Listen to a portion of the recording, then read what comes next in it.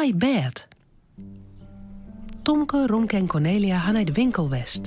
Een hele grutte winkel. Daar had ze een naai bed van Tomke kocht. Dat grutte bed kon Cornelia net meenemen. Het zal mij een bus gebracht worden. Op een dag werd er op de bel drukt. Ik zie wel wat er bij de deur is. Janne-Joe en Romke stogen achter Tomke aan. Bij de deur zit een vreemde man met een papier in de hand. Oh, goeie. Ik zou het naar je bed van Tomke brengen. Cornelia! Mijn nieuwe bed eerder. Wat? Mijn nieuwe bed eerder. Cornelia komt ek bij de deur. Oh, mooi zo. Zet maar in de gongdel. De man sjouwt een grote doos de gong in. En een matras in een plastic poeder. Cornelia betelt het en dan giet de man weer voort. Oh, goeie. Koude dozen uitpakken, Cornelia. Oh, ik had er zo'n zin om in mijn nieuwe bed te sliepen. Zit die bed in zo'n lietse dozen? Dat past toch nooit? Nee.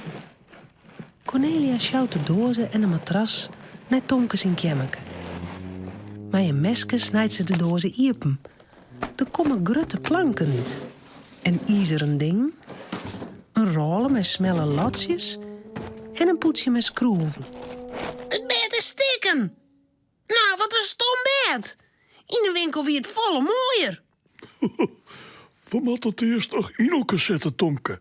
Het komt echt wel goed, hè? Ja? Cornelia krijgt een planken. En nog een planken. Ze pakt de fjouwe poorten en beschut het poetsje met vreemde ijzeren ding. Tussen fjouwe poorten met onder het bed. Maar wat bent deze ijzeren dingen nou eens voor? Er zit een briefje bij. Misschien stiet er wel op hoe het mat. Oh, dat is mooi. Even sjen. Eerst de planken del zetten. En dan die ijzeren dingen erom. Maar ik die schroeven erin draaien, Cornelia? Even wachtje, Tomke. Ik moet eerst even naar het huis kijken. Maar het is zo nodig. Het wordt lang voordat Cornelia waarom komt. Tomke beschut het briefje. Nou, ik kan het bed zelfs wel in elkaar zetten. Zal ik die helpen? Ik help dus heid. Ik vaak mij het timmer in. Ja, oké. Tomke beschut het briefje. Oh, ik snap het al. Die ijzeren ding, die mat in de hoeken. En dan de schroeven erom. Tomke en Janne-Joe draaien de schroeven erin. Ja. Het giet net zo makkelijk. Tomke en Janne-Joe worden er wurg van. Nou, wist je, je schroef is wel genoeg, ja? Die oren die hoeden net in. Zo. Nou met de latjes erop. Ze helje het plastic om een latje rollen bij. Dat lissen ze op het bed. Cornelia komt de kamer in. Huh? Hij hem zelfs het bed al in elkaar zetten. Ja, makkelijk. Hij verstopt het poetsje met de schroeven achter de reg. Cornelia hoeft net te weten dat ze een hele protte schroeven oerhouden ha. Mooi. Dan kan nou de lattenbruimer op. En daarna kan de matras erop. Al gauw is het bed klaar. Ja!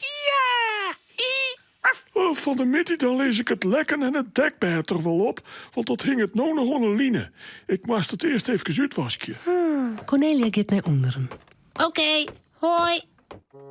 Tomke leidt het poetsje met de schroeven op een vlier en gaat op zijn nieuwe bed lezen. Wow, mijn nieuwe bed lijkt lekker, Janne-Joe. Het lijkt het wel een trampoline. Seizoen kersen en dekbed. Ja! Oh ja! Zal ik er eens op springen? Ja! Tomke gaat op een matras staan. Hij springt voorzichtig op een del. Wow, dit is mooi. Nou heb ik een nieuw bed en een nieuwe trampoline. Maar ik er eens op. En ik. Ik vind springen ook leuk. De kinderen al jij wel op. 8 voetjes springen op het nieuwe bed van Tomke. 12 van Janne-Joe, 4 van Romke en 2 van Tomke. Shut hey, ik spring ik in. Nou, dat kijk ik mooi, hè? Ze springen heger en heger, wilder en wilder. Ze haast sam willen. Ze jaren net dat het bed kreeg. Eerst een beetje, dan voelen. Ze sjoggen net dat de planken beginnen te wiebelen. En in één is het krak.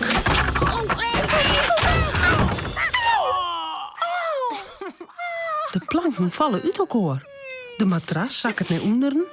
Tomke, Romke en Janne rollen oer elkaar heen. Die voert. Mijn holle doet zeer. Cornelia komt bij de trap opstomen. Wat is dit je van leven? Wat toch je al hier? Dan shot ze het stikkende bed. De goelende been. Is het bed nou al stikken? Hoe kan dat? Tomke het wat neer te sissen. Maar dan shot Cornelia het poetsje met schroeven. Wat toch die schroeven hier? Oh, Inien begrijpt Cornelia hoe het kan dat het bed in elkaar zakken is. er zitten viessen te meer schroeven in. Dan is het ommers net sterk. Cornelia krijgt de matras. Ze draait de kromme schroeven uit de planken en dan zet ze alles weer opnieuw in war. Er binnen een paar schroeven te min, maar lokkig gaat ze zelfs nog een peer in het hok. Zo, het bed is klaar. Zak ik er nou net wetteren, Cornelia? Nee, ja, het zit stevig in elkaar. Kijk zat het jet. Zullen we er nou eens springen, Tomke en Janne? Springen? Ja, dat wil ik net leiden, ja. Dat toch je maar op het trampoline in de boete sturen. Romke, Cornelia en Tomke zullen sliepen. Het verhaaltje is nou uit. Voordat ze op haar bedje kroepen, jouwen ze daar nog gauw een tuut.